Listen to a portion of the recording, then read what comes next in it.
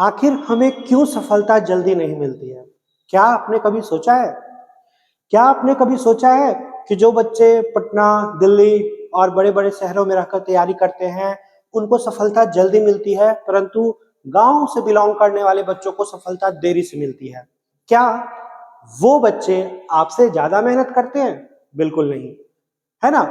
आप भी बहुत मेहनत करते हैं। मुझे तो ऐसा लगता है कि जो बच्चे गांव से जुड़े हुए होते हैं ना, उनकी मेहनत करने की क्षमता उन बच्चों से ज्यादा होती है। फिर भी वो बच्चे जो घर से बाहर रह के पढ़ाई करते हैं, उनको सफलता जल्दी मिलती है। क्यों? कभी आपने सोचा है? आप पिछले 4 सालों से, 5 वर्षों से लगातार मेहनत कर रहे हो, फिर भी सफल नहीं हो रहे हो। क्या आपने सोचा है कि आखिर मेरे तैयारी करने का क्या तरीका गलत है, जिसके कारण मुझे अभी तक सफलता नहीं मिली? और कुछ बच्चे 1 साल में सफलता तैयारी करते हैं और सफलता लेकर चले जाते हैं। तो क्या वो बचपन से बहुत तेज थे? बिल्कुल नहीं। फर्क क्या है?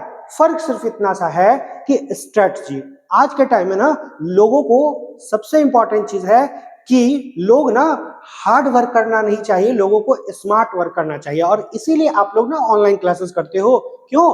क्योंकि पहले आप लोग घर से आते हो, आने जाने में 1 घंटा का समय लगाते थे। तो आज बच्चे क्या करते हैं, उस 1 से 2 घंटे को बचाकर घर पे ही बैठ के कुछ एक्स्ट्रा चीज पढ़ते हैं हम लोग ऑनलाइन के माध्यम से। तो इसीलिए आज के टाइम में ऑनलाइन इतना जो है वो फेमस हो गया, क्योंकि लोगों को जरूरत है स्मार्ट वर्क करने का।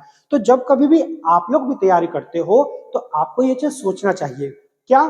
तो क्या जो हम पढ़ रहे हैं वो जनरल कॉम्पिटिशन के लिए, या जिस चीज को हम टारगेट कर रहे हैं उसके लिए, क्या 100% सफिशियंट है?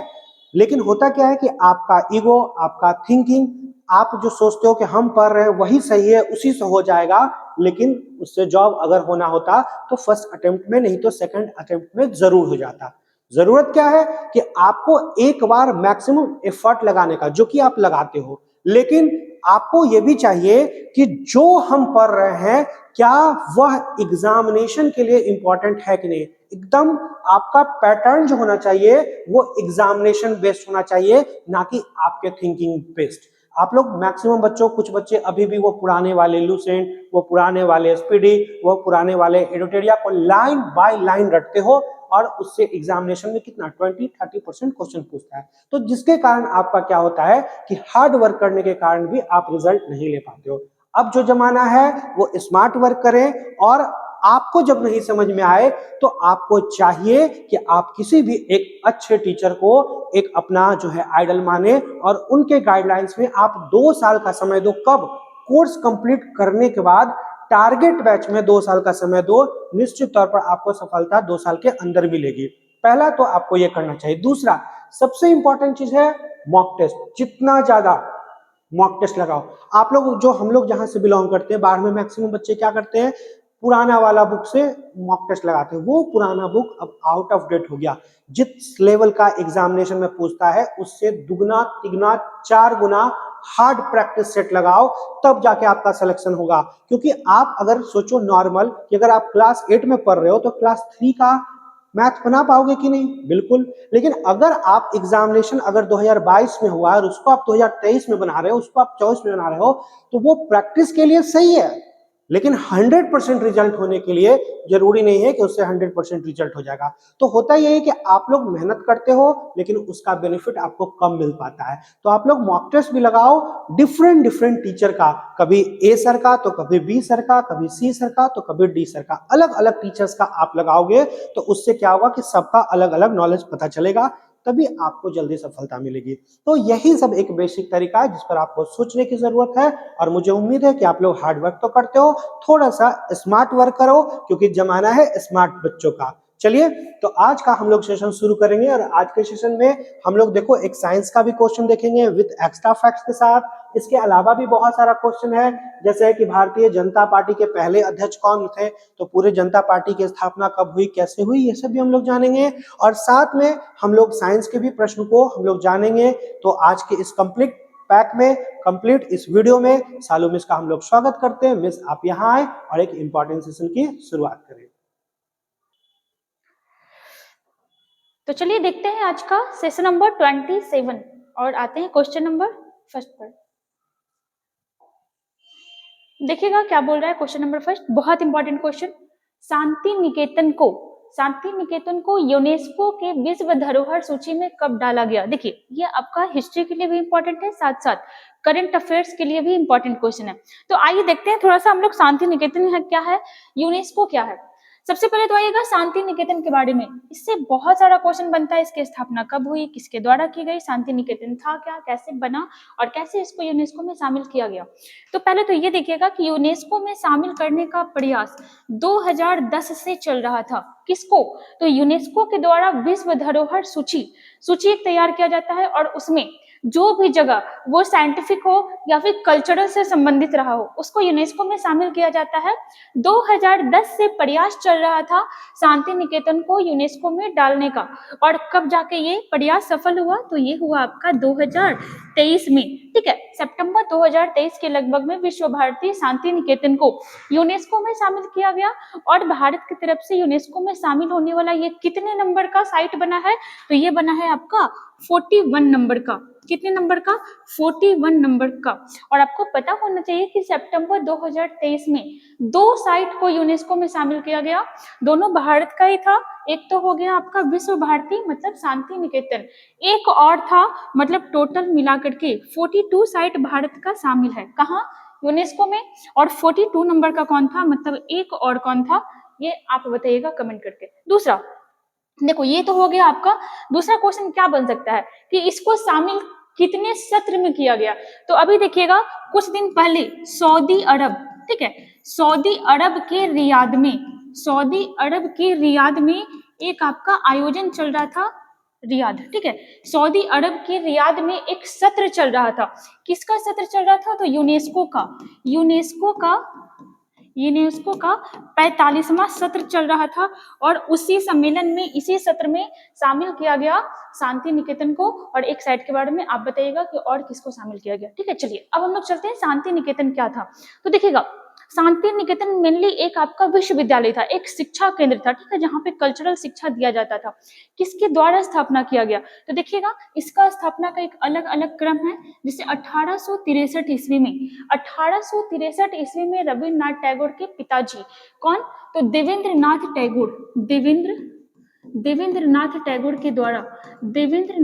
टैगोर के द्वारा कहाँ? तो भूबदंगा में। ठीक है, भूबदंगा एक आपका जगह था। आप एक चीज और भी याद रखिएगा कि कहीं कहीं पे शांति निकेतन को भूबदंगा भी कहा जाता है या पहले कहा जाता था। क्यों? क्योंकि जिस जगह पर, जिस गांव में शांति निकेतन का स्थापना हुआ था उस गांव का नाम भूबदंगा था। तो भूबदंगा में 1863 ईस्वी में देवेंद्रनाथ टैगोर के द्वारा एक आध्यात्मिक शिक्षा केंद्र स्थापित किया गया। एक आध्यात्मिक शिक्षा केंद्र स्थापित किया गया, जहां पहले तो बहुत ही कम बच्चे हुआ करते थे। कहा जाता है कि 4 से 5 बच्चे से शुरू किया गया और फिर धीरे धीरे इसमें संख्या बढ़ती गई। आगे जाकर इसका कमान कौन संभाला? तो वो संभाले रविन्द्रनाथ टैगोर। और इन्हीं के समय में शांति निकेतन, इसको नाम दिया गया शांति निकेतन। ठीक है, इन्हीं के समय में शांति निकेतन इसको नाम दिया गया और इसी को विश्व भारती भी कहा जाता है। तो याद रखिएगा, आपसे सवाल करेगा कि शांति निकेतन का स्थापना कौन किया? तो शांति निकेतन का स्थापना कौन किया? रविन्द्रनाथ टैगोर। किस चीज की जगह पर? तो ये जो आपका भूबदंगा टाइप का जो आपका आध्यात्मिक शिक्षा केंद्र था, उसका पूरा कमान कौन संभाले? रविन्द्रनाथ टैगोर। और इन्हीं के द्वारा शांति निकेतन की स्थापना की गई। आगे जाकर देखिएगा यहाँ पर आध्यात्मिक शिक्षा दिया जाता था, सांस्कृतिक शिक्षा दिया जाता था और साइंटिफिक शिक्षा, हर प्रकार का शिक्षा यहाँ पर दिया जाता था। और देखिएगा अगर हम लोग यहाँ पे थोड़ा सा चर्चा करें यूनेस्को के बारे में कि यूनेस्को क्या है, तो देखिएगा यूनेस्को का फुल फॉर्म देखते हैं हम लोग, पकड़ा जाएगा कि क्या है। यूनाइटेड नेशंस, देखिएगा यूनाइटेड नेशंस, उसके बाद फिर ई फॉर क्या हो जाएगा? Educational, United Nations educational, scientific and cultural organization. ठीक है, ये हो गया आपका यूनेस्को का फुल फॉर्म। इसकी स्थापना कब हुई थी? तो इसकी स्थापना हुई थी 1945 में। इसका मुख्यालय कहाँ है? तो इसका मुख्यालय है पेरिस। ठीक है, पेरिस कहाँ है? तो ये पड़ता है आपका फ्रांस में। भारत के भी टोटल कितने साइट यूनेस्को की विश्व धरोहर सूची में शामिल हो चुके हैं? तो ये हो गए हैं आपके 42। यहाँ पे आंसर क्या हो जाएगा? हाँ, तो हमारा क्वेश्चन था कि यूनेस्को में इसे कब शामिल किया गया, तो इसे शामिल किया गया 2023 में।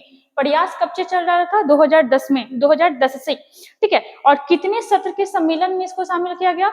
तो यूनेस्को का 45वां सत्र का सम्मेलन सऊदी अरब के रियाद में चल रहा था। आते हैं क्वेश्चन नंबर 2 पे। देखिएगा, अरावली की पहाड़ी से कौन सी नदी निकलती है?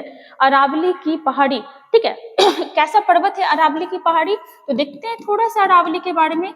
तो ये आपका एक प्रकार का वलित पर्वत है, ठीक है, एक प्रकार का वलित पर्वत है, या फिर आप इसको अवशिष्ट पर्वत भी कह सकते हो। अवशिष्ट पर्वत, अवशिष्ट पर्वत क्यों कह सकते हैं? क्योंकि अब ये धीरे धीरे धीरे धीरे क्या हो रहा है, ये अवशिष्ट होते जा रहा है, घटते जा रहा है, खत्म होते जा रहा है।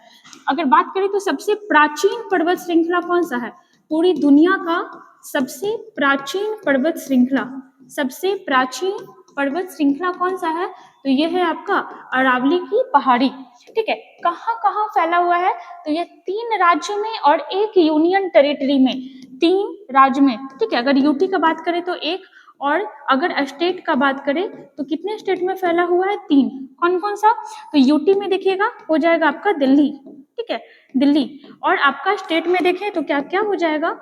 हो जाएगा आपका राजस्थान, उसके बाद फिर हो जाएगा आपका हरियाणा, और फिर हो जाएगा आपका गुजरात, ठीक है। इन सारे जगह पे कौन सा पहाड़ी फैला हुआ है? अरावली। दिल्ली के बारे में बात करें तो जो रायसीना हिल्स का आप नाम सुनते हो, रायसीना हिल्स, ठीक है, राष्ट्रपति भवन जो है आपका रायसीना हिल्स पर ही बना हुआ है। ये भी किसका भाग है? तो रायसीना हिल्स भी आपका अरावली पर्वत का ही भाग है। अगर आपसे और भी सवाल करता है कि अरावली पर्वत का, देखो अरावली आपका श्रृंखला है, श्रृंखला आप समझ पा रहे हो, श्रृंखला किसको कहते हैं? तो देखो इस टाइप से एक रेंज जा रहा है और इसी में कोई एक ऊंचा पर्वत है तो इसको चोटी कहेंगे, और ये जो आपका जा रहा है इस टाइप का रेंज, इसको सीरीज या श्रृंखला कहते हैं। तो सवाल ये भी बन सकता है कि अरावली पर्वत श्रृंखला की सबसे ऊंची चोटी कौन सी है? तो सबसे ऊंची चोटी कौन सी है? सबसे ऊंची चोटी का नाम है गुरु शिखर, गुरु शिखर, जिसकी ऊंचाई कितनी है? इसकी ऊंचाई है 1722 मीटर, ठीक है।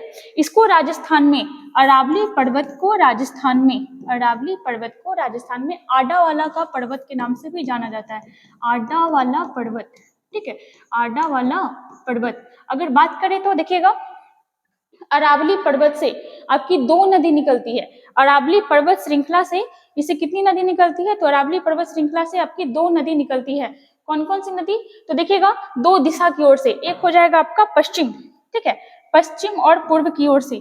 पश्चिम की ओर से लूनी नदी निकलती है, ठीक है, लूनी नदी, पश्चिम की ओर से लूनी नदी निकलती है, जो कहाँ जाके विलुप्त हो जाती है? तो गुजरात के कच्छ के रण में, कच्छ के रण में, कच्छ के रण में। देखिए मेनली नदी जो होता है वो एटलीस्ट जाकर के महासागर या फिर आपका समुद्र वगैरह में मिल जाता है, लेकिन ये जो आपका लूनी नदी है ये कच्छ के रण में जाकर के क्या हो जाता है? विलुप्त हो जाता है। तो याद रखिएगा इस चीज को कि कौन सी नदी, क्वेश्चन बन सकता है, इनमें से कौन सी नदी समुद्र में महासागर में जाके नहीं मिलती है? लूनी नदी। कहाँ चली जाती है? कच्छ के रण में। पूर्व की ओर से कौन सी नदी बहती है? तो पूर्व की ओर से निकलती है बनास नदी, बनास नदी। ये दोनों नदी किधर से निकलता है? तो ये निकलता है अरावली पर्वत श्रृंखला से। क्वेश्चन था हमारा अरावली की पहाड़ी से कौन सी नदी निकलती है? तो ये हो जाएगा लूनी नदी, ठीक है, लूनी नदी। चलिए आगे आते हैं क्वेश्चन नंबर 3 पर। देखिएगा 3 क्या बोल रहा है, इंपॉर्टेंट क्वेश्चन। इसका अधूरा पार्ट एक और सेशन में हम लोग कंप्लीट किए थे, जिसमें हम लोग हाथ की हड्डियों को देखे थे। आज हम लोग देखते हैं पैर की हड्डियों को। क्वेश्चन देखिएगा, इनमें से कौन सी हड्डी पैर में नहीं होती है? देखते हैं हम लोग। जैसे अल्ना, जैसे ही आप ऑप्शन नंबर डी पे जाते हो अल्ना, आपको पता चल जाता है कि अल्ना कहाँ पे होता है? तो अल्ना हमारे हाथ का हड्डी होता है, ठीक है। चलिए थोड़ा सा यहाँ पे आंसर क्या हो जाएगा? Option number D. हम लोग यहाँ पे देखते हैं। सबसे पहले आइएगा, हमारे बॉडी में कितने हड्डी हैं? 206। इसको हम लोग 2 पार्ट में बांटे। कैसे कैसे? एक आपका बांटे 80 और एक बांटे 126। 80 कौन सी हड्डी थी? तो इसको कहते हैं एक्सियल हड्डी, एक्सियल बोन। और ये हो जाएगा आपका appendicular bone, appendicular bone. Axial कौन हो गया, तो जो ऐसे आपका सीधे सीधे जा रहा है। अपेंडिकुलर कौन हो गया, जिसको आप मूव कर सकते हो, जो आपका हाथ पैर वगैरह होगा, ये हो गया आपका अपेंडिकुलर। तो पहले तो आते हैं ये इस 80 हड्डी में, एक बार फिर से रिवीजन कर लेते हैं हम लोग, इस 80 वाले में आते हैं। तो देखिएगा 80 वाले में सबसे पहले देखो क्वेश्चन ये भी बनता है कि हमारे अस्कल में, हमारे खोपड़ी में कितने हड्डी पाए जाते हैं। तो खोपड़ी में मतलब ये पूरा रीजन मिला लिया इतना, तो ये बन गया खोपड़ी, और इसमें कितना हड्डी होता है 29। चलिए आइए हम लोग शुरुआत से गिनते जाते हैं। सबसे पहले देखिएगा क्रेनियम, ठीक है। क्रेनियम आपको बताएं कि हमारा मस्तिष्क वाला पार्ट होता है, क्रेनियम में कितने हड्डी होते हैं 14। उसके बाद फिर आइएगा फेस, फेस में कितना हड्डी होता है 14, सॉरी क्रेनियम 14 बोल दी लगता है, क्रेनियम में 8 हड्डी होता है और फेस में कितना होता है 14। उसके बाद फिर ईयर में, एक कान में 3 हड्डी, तो 2 कान में 6 हड्डी, ठीक है। उसके बाद फिर देखिएगा एक आपका बचता है हायोड बोन, हायोड बोन जो आपको बताया कि जीभ के आसपास होता है, और यहाँ पे देखिएगा 14 6 20 और 8 1 29। तो इसको एक लैंग्वेज में या फिर सबको समाहित अगर हम लोग बोले तो इसको पूरा हम लोग क्या बोल सकते हैं, अस्कल बोल सकते हैं, ठीक है। अस्कल, इसको क्या बोल सकते हैं, अस्कल। खोपड़ी, खोपड़ी में टोटल कितने हड्डी होते हैं, खोपड़ी में टोटल 29 हड्डी होते हैं। उसके बाद फिर और होगा, अब देखिएगा यहाँ पे टोटल 29 हुआ है। आगे हम लोग और भी देखते हैं। अब देखिएगा एक होता है हमारा, जब आप नीचे आते हो तो यहाँ पे एक आपका अस्टर्नम नाम का हड्डी मिलता है, ठीक है। अस्टर्नम, अस्टर्नम, अस्टर्नम नाम का हड्डी कितना होता है, एक होता है। फिर हमारा होता है रिब केज, फिर हमारा होता है रिब केज, रिब केज में 20 कितने हड्डी होते हैं 24, ठीक है। देखो 29 यहाँ पे हो गया टोटल, ठीक है, 29 यहाँ पे हो गया, एंड 25 देखो यहाँ पर हो गया 25, ठीक है। चलिए और भी कहीं पे हड्डी होता है, तो जी हाँ अपना 26 हड्डी कहाँ होता है, तो पीछे होता है मेरू रज्जु में, ठीक है। उसके बाद फिर आपका वर्टिबल कॉलम होता है, वर्टिबल, ठीक है, वर्टिबल कॉलम होता है। इसमें कितनी हड्डी होती हैं, इसमें होती है 26 हड्डी, ठीक है। इसको मेरू रज्जु भी कहा जाता है, मेरू रज्जु, ठीक है। इससे आप ऐड करिएगा, ये आपका टोटल 80 हो जाएगा। यहाँ पे देखिए 29 है, 9 5 14 और 14 6 0, मतलब 80 हड्डी यहाँ पे काउंट हो जाएगा। तो ये वाला हम लोग पिछले सेशन में कर चुके थे, ठीक है। ये हम लोग पूरा पिछले सेशन में कर चुके थे, एक बार आपके रिवीजन के लिए यहाँ पर हो गया। चलिए आज का जो देखना है हम लोग को, वो हम लोग यहाँ पे देखते हैं। ये कौन सा हड्डी हुआ, ये हुआ एक्सियल हड्डी, मतलब अपने बॉडी के सामने वाला का हड्डी। अब हम लोग देखते हैं हाथ और पैर, 126 हड्डियां है ना, 80 हड्डी यहाँ पे हम लोग अभी टोटल काउंट कर लिए। अब बचा 126 हड्डी। अब देखिएगा 126 हड्डी जो होता है, इसको कौन सा कहा जाता है, इसको कहा जाता है अपेंडिकुलर, अपेंडिकुलर बोन्स, ठीक है। चलिए पहले हम लोग काउंट कर लेते हैं। देखिए हमारे पास 2 हाथ 2 पैर है, एक हाथ में कितने हड्डी होते हैं, एक हाथ में होते हैं 30 हड्डी। तो हमारे पास 2 हाथ है, टोटल कितना हड्डी हो गया हाथ में 60। अपने पैर में कितने हड्डी होते हैं, तो एक पैर में होते हैं 30 हड्डी, ठीक है। इस तरीके से 2 पैर हो गया, तो हमारे पास टोटल कितने हो गए हाथ और पैर मिला के 120, बचा कितना 6 हड्डी। चलिए अब 6 हड्डी को यहाँ पर देखते हैं, 6 हड्डी। तो देखिएगा एक यहाँ पर, एक यहाँ पर, जब चेस्ट के ऊपर हम लोग देखते हैं तो यहाँ पे 2 हड्डी होती है, ठीक है, जिसको कॉलर बोन भी कहा जाता है। यहाँ पे देखिएगा आपको दिखाया, हाँ देखिए क्लेविकल, ठीक है, इसको कॉलर बोन भी कहा जाता है, इसको ब्यूटी बोन भी कहा जाता है। यहाँ पर जो इस टाइप की लंबी हड्डी होती है, ठीक है। अगर देखिएगा, अगर हम लोग यहाँ पे देखना चाहें तो ये रहा आपका, देखिएगा ये रहा आपका क्लेविकल बोन, ठीक है, इसको ब्यूटी बोन भी कहा जाता है, ठीक है। और इसको यहाँ पे चेस्ट के ऊपर ये एग्जिस्ट होता है, इसको कौन सा बोन कहते हैं, क्लेविकल बोन, क्लेविकल बोन। यहाँ पे देखिएगा क्लेविकल, क्लेविकल बोन कितने होते होंगे, एक इधर साइड एक इधर साइड, मतलब 2 हड्डी ये हो गया। हम लोग को 6 हड्डी पूरा करना, ठीक है, 2 हड्डी यहाँ पर हो गया। उसके बाद फिर 2 हड्डी यहाँ पर होता है, आप यहाँ पे पीछे से देखिएगा, जहाँ पे हमारा हाथ जुड़ा हुआ होता है, एक इधर होता है और एक इधर होता है, इसको कौन सा हड्डी कहते हैं, तो देखिएगा यहाँ पे आपका दिया हुआ है, देखिए ये हो गया आपका क्लेविकल, ठीक है। यहाँ पे हम लोग देख रहे हैं हाथ का, और ये हो जाएगा स्कैपुला, याद रखिएगा, ये हो गया आपका क्लेविकल और पीछे होता है स्कैपुला। फिर से यहाँ पे लिख रहे हैं स्कैपुला, ठीक है, स्कैपुला ये होता है हमारा बोन से जुड़ा हुआ होता है, ठीक है, स्कैपुला। ये कितना हो गया 2, 6 में 4 हो गया। अब बचा आपका 2 हड्डी और, ये भी हम लोग पिछले क्लास में सेशन में चर्चा कर लिए थे। जहां से हमारा पैर जुड़ा हुआ होता है उसको कहते हैं पेल्विक, ठीक है, उसको क्या कहते हैं पेल्विक, इसको कहते हैं पेल्विक। और यहाँ पे भी कितना हड्डी हो गया 6। और इस टाइप से हम लोग अपना पूरा का पूरा 206 हड्डी काउंट कर लिए। देख लीजिएगा एक बार फिर से, यहाँ पर अगर हम लोग बात करें, यहाँ पे देखिएगा ये हुआ आपका क्लेविकल, ठीक है, क्लेविकल हड्डी, इसको कहाँ पर होता है, चेस्ट के ऊपर होता है। एक हुआ आपका स्कैपुला जो पीछे पीठ के पीछे होता है, ठीक है, मतलब पीठ में ही होता है, पीछे होता है। और एक हुआ आपका पेल्विक, ये देखिए ये जहाँ पे आपका पैर जुड़ा हुआ है, ठीक है, इसी से हम लोग का पैर जुड़ा हुआ होता है, इसी को कहते हैं पेल्विक। ठीक है, चलिए अब आगे आते हैं। अब ये हो गया आपका हड्डी। अब हाथ का हम लोग चर्चा कर चुके थे, थोड़ा सा हम लोग पैर वाले के बारे में देख लेते हैं। जैसे देखिएगा यहाँ पे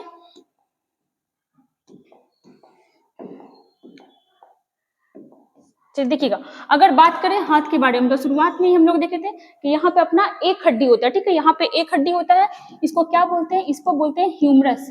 ठीक है, इसको बोलते हैं ह्यूमरस। उसके बाद नीचे आते हैं तो अपने हाथ में दो हड्डी होता है। कहाँ पर, तो ये साइड में, यहाँ पे दो हड्डी होता है।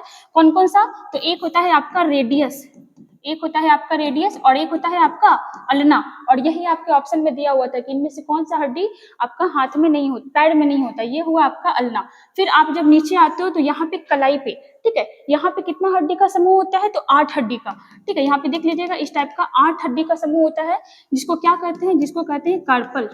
ठीक है, कार्पल। उसके बाद फिर नीचे आइएगा, यहाँ पे इस टाइप से 5, ठीक है, ये वाला आपका 5 हड्डी होता है, इसको बोलते हैं मेटाकार्पल। ठीक है, इसको कहते हैं मेटाकार्पल। ठीक है, ये सब हम लोग देख चुके थे। उसके बाद फिर यहाँ पे जो अंगूठा होता है, अंगूठा में ओनली 2 हड्डी होता है। आप देखिएगा अंगूठा में सिर्फ 2 हड्डी होता है, बाकी 3 जो होता है इसमें 3-3 हड्डी होता है, मतलब बाकी 4 जो होता है इसमें 3-3 हड्डी होता है। तो इस टाइप से कितना हो गया, 3 चौक 12 और 2 14। इसको क्या बोलते हैं, इसको बोलते हैं फ्लैंजेस, फ्लैंजेस। और आप इस टाइप से काउंट करिएगा तो ये टोटल का टोटल कितना हड्डी हो गया, 30। ऐसे ऐसे हमारे पास 2 हाथ है तो हाथ का टोटल कितना हड्डी हो गया, ये हो गया आपका 60 हड्डी। ठीक है, ये हो गया आपका हाथ का। थोड़ा सा पैर में हम लोग फिगर के साथ देख लेते हैं।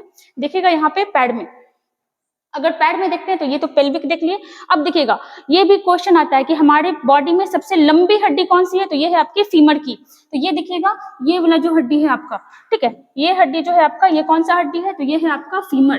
ठीक है, ये जो है आपका, ये होता है आपका फीमर, फीमर। तो फीमर कितना है, फीमर की संख्या है 1। आप अपनी कॉपी में काउंट करते जाइएगा, यहाँ पे स्पेस कम है। ये हो गया आपका फीमर। दूसरा आइएगा, इसको सॉकेट भी कहा जाता है। ठीक है, चक्री टाइप का बना होता है अपने पैर में, घुटना में, जिसको घुटना कहते हैं, इसको सॉकेट भी कहते हैं, या फिर आपका इसको नी कैप भी कहते हैं। नी कैप, नी मतलब घुटना, ठीक है, नी कैप भी इसको कहा जाता है। अब देखिएगा इसको क्या बोलते हैं, तो इसको बोलते हैं पटेला। ठीक है, पटेला। ये भी कितना होता है, 1 होता है। पूरे बॉडी की सबसे लंबी हड्डी फीमर कहाँ पर होती है, पैर में होती है। ठीक है, इसको जांघ की हड्डी भी कहते हैं। फीमर की संख्या 1, पटेला की संख्या 1। पटेला क्या है, एक बॉल टाइप का स्ट्रक्चर है अपने पैर में। उसके बाद आइएगा, फिर आपका यहाँ पे 2 हड्डी होता है, सेम जो हम लोग कहाँ पर देखे थे, हाथ में। हाथ में भी देखे थे, यहाँ पे 1 हड्डी था और यहाँ पे 2 हड्डी था। सेम चीज यही हुआ कि यहाँ पे भी 2 हड्डी है। कौन कौन सा, एक है टिबिया और एक है आपका फिबुला। ठीक है, एक है आपका टिबिया, एक है टिबिया और एक है आपका फिबुला, फिबुला। तो ये भी कितना हो गया, 1, और ये भी हो गया आपका 1। सेम चीज एकदम नॉर्मल से, पहले फीमर आया, फिर आपका नी कैप आया, नी कैप को क्या बोलते हैं, पटेला, फिर आया टिबिया और फिर आया आपका फिबुला। अब देखिए हम लोग यहाँ पर देखे थे, यहाँ पे क्या कहलाता है, कार्पल। कितना हड्डी था हाथ में, 8, लेकिन यहाँ पे 8 नहीं होता है, यहाँ पे क्या कहलाता है, टार्सल। ठीक है, क्या कहलाता है, टार्सल। और टार्सल में कितना हड्डी होता है, टार्सल में होता है आपका 7 हड्डी। हाथ वाले में 8 होता था, लेकिन पैर वाले में कितना हो रहा है, 7 हो रहा है। ठीक है, ये हो गया आपका टार्सल। सेम चीज फिर आएगा आपका मेटाटार्सल। ठीक है, इस टाइप का 5 उंगली रहता है, इसमें कितना हो जाएगा, तो इसमें 5 ही होगा, मेटाटार्सल, मेटाटार्सल। इसमें हो जाएगा आपका 5 हड्डी। और फिर आपका लास्ट बचा वही उंगली। ये हाथ वाला याद करिए, हाथ में क्या था, 2 ठो इधर था, बाकी सब में 3 था। तो पैर वाला भी जो उंगली होता है वो फ्लैंजेस कहलाता है, और इसकी संख्या भी कितनी होती है, टोटल 14। इस टाइप से जब आप काउंट करिएगा तो हाथ में भी कितना हड्डी हो जाएगा, तो हाथ में भी आपको कितना हड्डी हो जाएगा, वही 30। एक बार फिर से हाथ वाला यहाँ पर देख लेते हैं हम लोग। देखिएगा हाथ में और पैर में टोटल दोनों 30-30 हड्डी होता है। एक बार यहाँ पे लिखते चले जाते हैं। देखिएगा पैर में जो पहला हड्डी था, ठीक है, पैर में जो आपका पहला हड्डी था, ये क्या कहला रहा था, फीमर, फीमर। ठीक है, यहाँ पे एक सॉकेट टाइप का स्ट्रक्चर था जो क्या कहला रहा था, पटेला। ठीक है, उसके बाद फिर यहाँ पे आइएगा, यहाँ पे आपका 2 हड्डी था। कौन कौन था, तो टिबिया था, टिबिया, और एक था आपका फैबुला, फैबुला। ठीक है, उसके बाद फिर क्या था आपका, देखिएगा यहाँ पे, उसके बाद था आपका टार्सल। हाथ में क्या होता था, हाथ में होता था आपका कार्पस, यहाँ पे था आपका टार्सल, टार्सल। टार्सल में कितनी हड्डी थी, 7। उसके बाद फिर आइएगा आपका मेटाटार्सल। ठीक है, मेटाटार्सल कितना, तो 5 हड्डी। ठीक है, मेटाटार्सल। उसके बाद फिर हो जाएगा आपका यहाँ पे सेम थिंग जैसे हाथ में हो रहा था, एक में आपका 2 हड्डी था, और बाकी सब में 3-3, तो ये कितना हो जाएगा फ्लैंजेस, तो ये हो जाएगा आपका 14 हड्डी फ्लैंजेस। और जब आप इसको काउंट करिएगा तो आपको पता चल जाएगा फ्लैंजेस कितना होता है, फ्लैंजेस होता है आपका 14। ठीक है, आप इसको कॉपी में अच्छे से नोट डाउन कर लीजिएगा, कभी कभी एग्जाम में पूछ लेता है। जैसे देखिए इसी में क्या पूछा हुआ है, इनमें से कौन सा हड्डी पैर में नहीं होता है। अभी हम लोग देखिए फीमर होता है, पटेला होता है, टिबिया होता है, अल्ना कहाँ होता है, तो अल्ना हम लोग अभी हाथ में देखे थे ना, इधर एक साइड अल्ना था, एक साइड क्या था, रेडियस था। तो आंसर क्या हो जाएगा, ऑप्शन नंबर डी। कभी कभी एग्जाम में ये क्वेश्चन भी बनता है कि अपनी बॉडी का सबसे लंबा हड्डी कौन सा हो जाएगा, फीमर। सबसे लंबा हड्डी फीमर। आपसे सवाल करेगा कि बॉडी का सबसे मजबूत हड्डी कहां पर होता है, सबसे मजबूत हड्डी, तो ये कहां पर होता है, ये होता है आपका जौ में। जौ मतलब जबड़ा। ठीक है, सबसे छोटा हड्डी कहां पे होता है, तो सबसे छोटा हड्डी होता है कहां पर, कान में। चलिए ये सब इंपॉर्टेंट है, याद रखिएगा 80 और 126, इस चीज को 2-3 बार देख लीजिएगा, आपको ऐसे ही याद हो जाएगा। ठीक है, आते हैं क्वेश्चन नंबर 4 पर। देखिएगा क्वेश्चन नंबर 4 फिर से important question, Bharatiya Janata party के पहले अध्यक्ष कौन थे, बीजेपी। बीजेपी आज आपको पता होना चाहिए कि लोकसभा में लगभग बीजेपी का 303 सीट है। ठीक है, और लगभग मैक्सिमम राज्य में 12 प्लस में सिर्फ बीजेपी का सरकार है, और भी कुछ कुछ राज्य में बीजेपी कुछ अलायंस मिलाकर के एनडीए कहलाता है, उसका तो और भी ज्यादा राज्य में सरकार है। चलिए हम लोग देखते हैं आखिर भारतीय जनता पार्टी इतना मजबूत पार्टी कब से बनना शुरू हुआ और कैसे बना। तो सबसे पहले तो आपका भारतीय जनता पार्टी नाम का कोई पार्टी था ही नहीं। कौन था पहले, तो पहले था आपका जनसंघ। ठीक है, जनसंघ नाम का एक पार्टी बनाया गया था। कब बनाया गया था, तो 21 अक्टूबर 1951 ईस्वी को। किसके द्वारा, तो डॉक्टर श्यामा प्रसाद मुखर्जी के द्वारा कौन से पार्टी का स्थापना किया गया था, तो ये आपका जनसंघ पार्टी का स्थापना किया गया था। क्यों किया गया था, तो वही बात रहा था कि जैसे बहुत कुछ मांग था जो पूरा नहीं किया जा रहा था कांग्रेस के द्वारा। वैसे हम लोग को पता है कि आजादी का कुछ ही समय हो रहा था, अभी 51 चल रहा, मतलब 6-7 साल चल रहा था। हुआ क्या था, तो किस किस चीज का मांग था, तो उस समय क्या था कि मुस्लिम लोग को बहुत ज्यादा वैल्यू दिया जा रहा था। चलो वो भी सही है, लेकिन कुछ कुछ चीज ऐसे थे जिसपे कांग्रेस सरकार ध्यान नहीं दे रहा था। किस चीज पे, यूनिफॉर्म सिविल कोड हो गया, गौ हत्या बहुत ज्यादा मात्रा में चल रहा था। तीसरा मोस्ट इंपॉर्टेंट क्या था, जम्मू कश्मीर का पूर्ण विलय भारत में नहीं हुआ था। जम्मू कश्मीर को विशेष नहीं अत्यंत विशेष राज्य का दर्जा मिला हुआ था। उस सब चीज को कम करने का बात कौन कर रहा था, तो ये जनसंघ बात कर रहा था।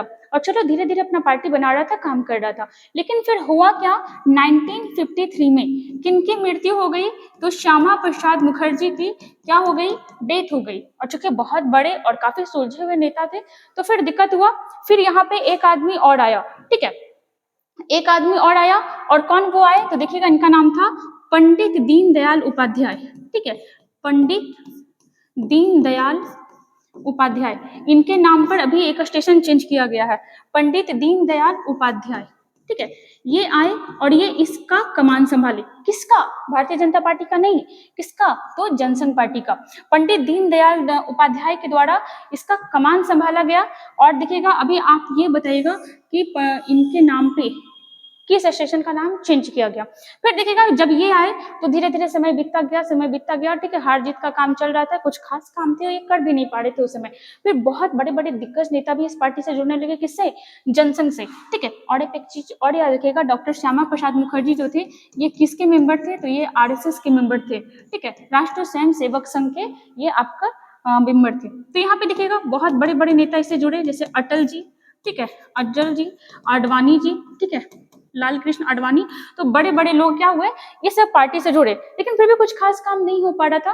फिर आपको पता है कि 1975 में फिर क्या हुआ, कुछ खास नहीं हुआ 1977 में। ठीक है, 1975-77, अगर इस टाइम का आप टाइम पीरियड याद कर पा रहे हो तो ये इंदिरा गांधी का सरकार चल रहा था। और 1975 के लगभग में क्या हुआ, तो इंदिरा गांधी के द्वारा एक आपका आपातकाल लगाया गया था।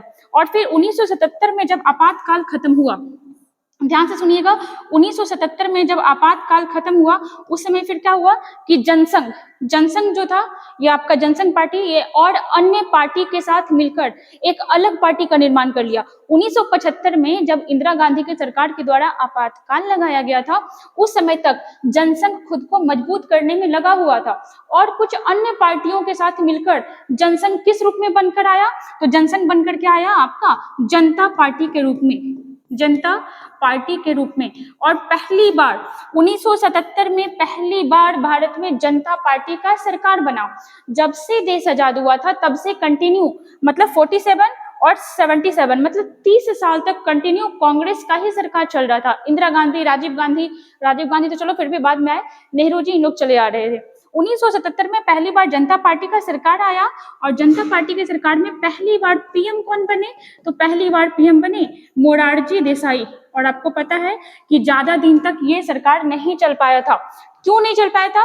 क्योंकि जनता पार्टी जनसंघ का ही रूप था और बहुत सारे अलग अलग पार्टियों को मिला करके क्या किया गया था, तो जनता पार्टी की स्थापना की गई थी, तो इसलिए ज्यादा दिन तक ये चल नहीं पाया।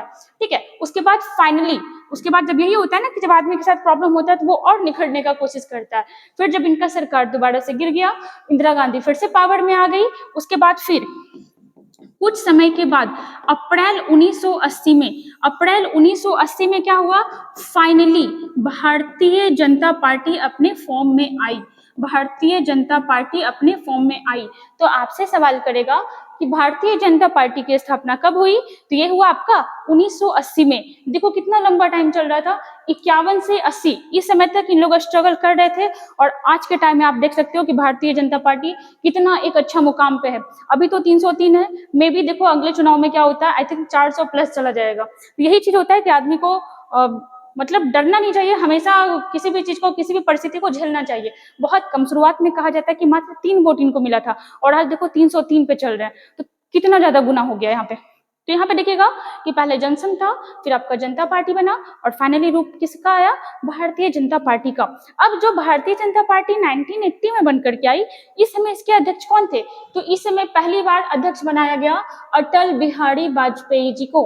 किसको बनाया गया, तो आप याद रखोगे कि भारतीय जनता पार्टी के पहले अध्यक्ष कौन थे, अटल बिहारी वाजपेयी। बस एक चीज आप यहाँ पे याद रखिएगा कि आप यहाँ पे जो भी नाम देख रहे हो, लाल कृष्ण आडवाणी हुआ, राजनाथ सिंह हुए, अमित शाह हुए, ये तीनों के तीनों कभी ना कभी, ये तीनों के तीनों कभी ना कभी बीजेपी के अध्यक्ष रह चुके हैं। आपसे सवाल करेगा कि प्रेजेंट में, ठीक है, वर्तमान में बीजेपी के अध्यक्ष कौन है, तो वर्तमान में कौन है, जेपी नड्डा साहब, जेपी नड्डा।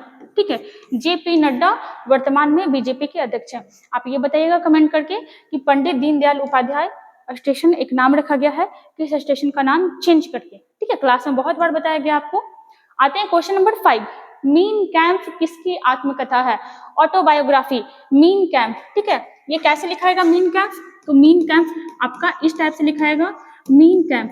ठीक है, ये किसका आत्मकथा है, तो ये है आपका, क्या कहते हैं उसको, नाजीवाद था और आपका तानाशाह था। ठीक है, तानाशाह कौन था, तो ये था आपका Adolf Hitler, Adolf Hitler, Adolf Hitler.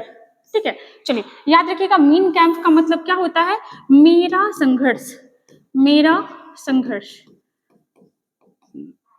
Answer option number सी।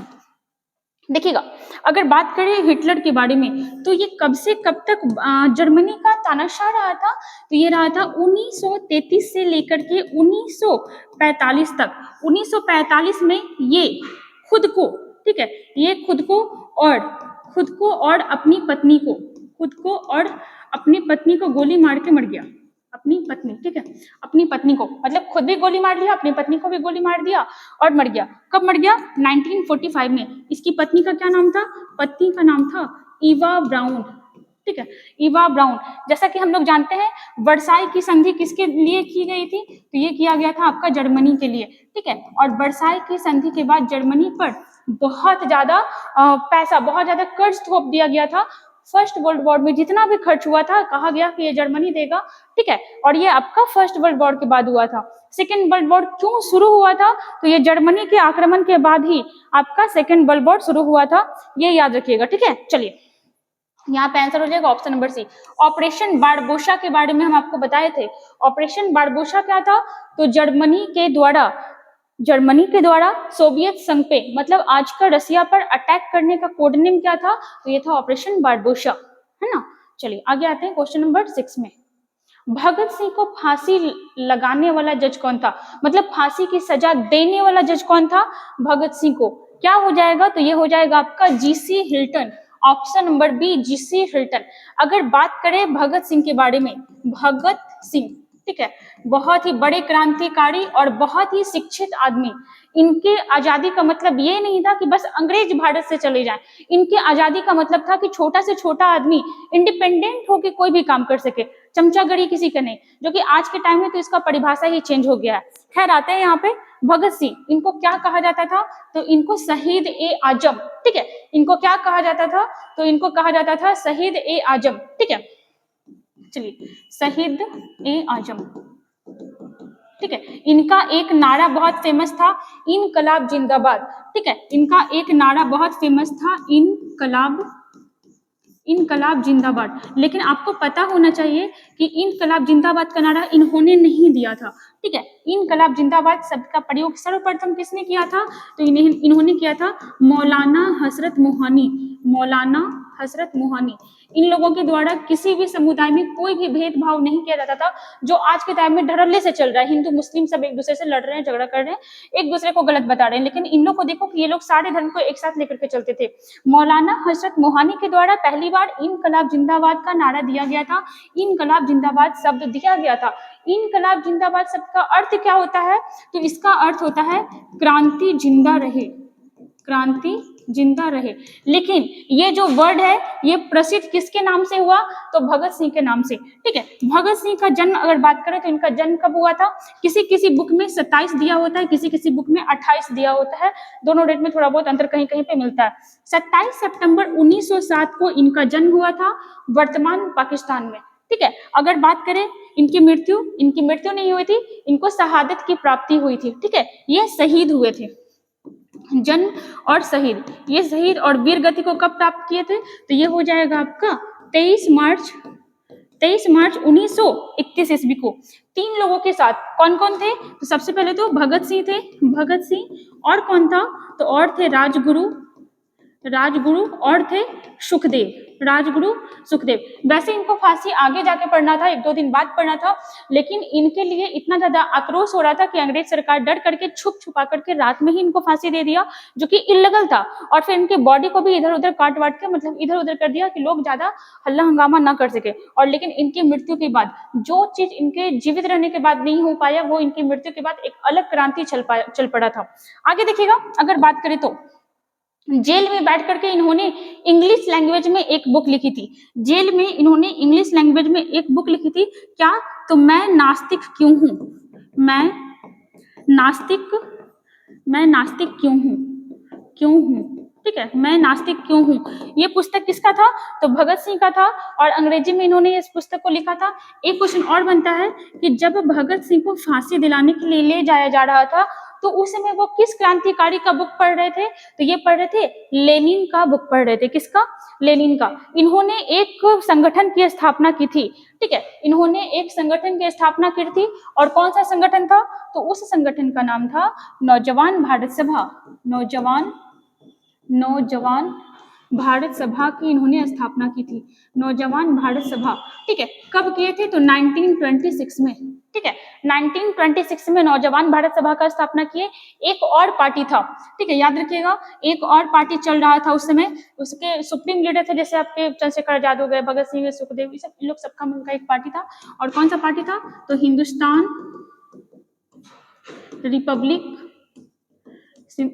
रिपब्लिक एसोसिएशन एक पार्टी था, ठीक है। आगे जाके जो आपका नौजवान भारत सभा था, आगे जाके जो नौजवान भारत सभा था, वो भी किसमें मिल गया? हिंदुस्तान रिपब्लिक एसोसिएशन में मिला करके इसको क्या नाम दे दिया गया?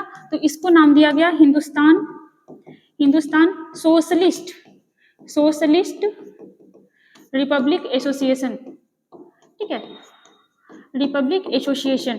तो याद रखिएगा कि और एक चीज और याद रखिएगा कि इनको जो फांसी दिया गया था, क्या वो विधान परिषद में बम फेंकने के लिए दिया गया था या फिर आपका किस चीज के लिए दिया गया था? तो एक सॉन्डर्स का हत्या के लिए इनको क्या दिया गया था? फांसी दिया गया था। कौन से जज के द्वारा इनको फांसी लिखा गया था? तो जीसी हिल्टन के द्वारा। ठीक है, चलिए आगे चलते हैं क्वेश्चन नंबर 7 पे। भारत में दूसरा सर्वाधिक सोना का उत्पादन कहाँ होता है? दूसरा पूछ रहा है, पहला सबको पता है।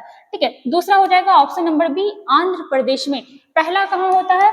तो पहला होता है आपका कर्नाटक। ठीक है, दूसरा कहाँ होता है? तो दूसरा होता है आपका आंध्र प्रदेश में, फिर तेलंगाना में होता है, तमिलनाडु में होता है। ठीक है, तो याद रखिएगा। अगर बात करें गोल्ड का, ठीक है, गोल्ड का, इसको किस चीज से परिभाषित किया जाता है या फिर दर्शाया जाता है? तो ये हो जाएगा एयू।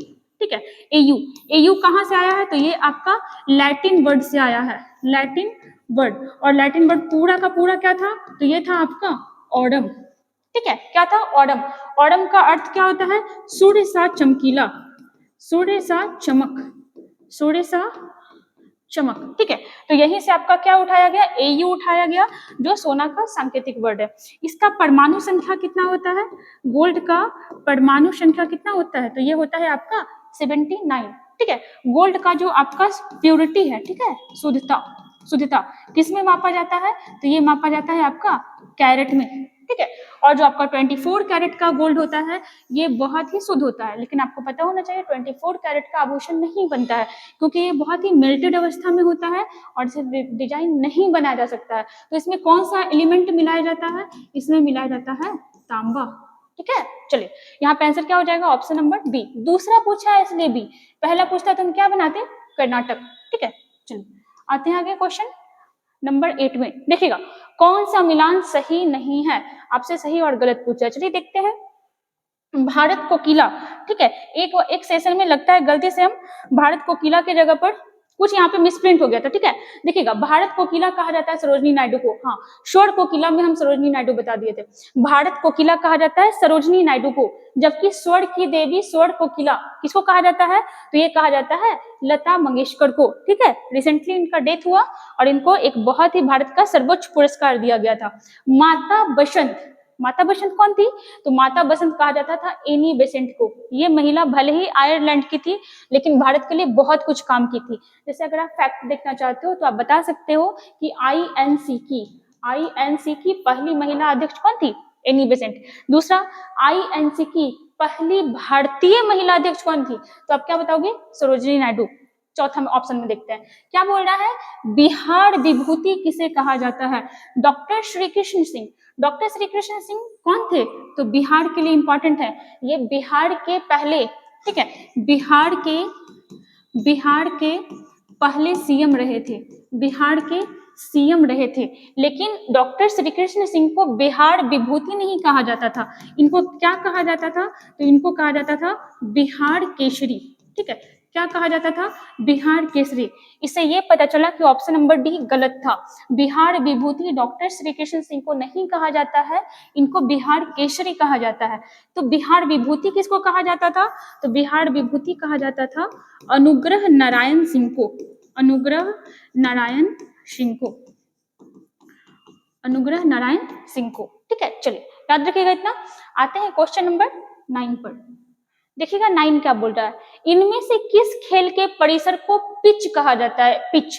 तो यहाँ पे देखिएगा बहुत लोग यहाँ पे बस ऑप्शन नंबर ए क्रिकेट लगा के निकल जाएंगे। नहीं, रग्बी का भी जो आपका खेल का मैदान होता है उसको क्या कहा जाता है? तो उसको भी पिच कहा जाता है।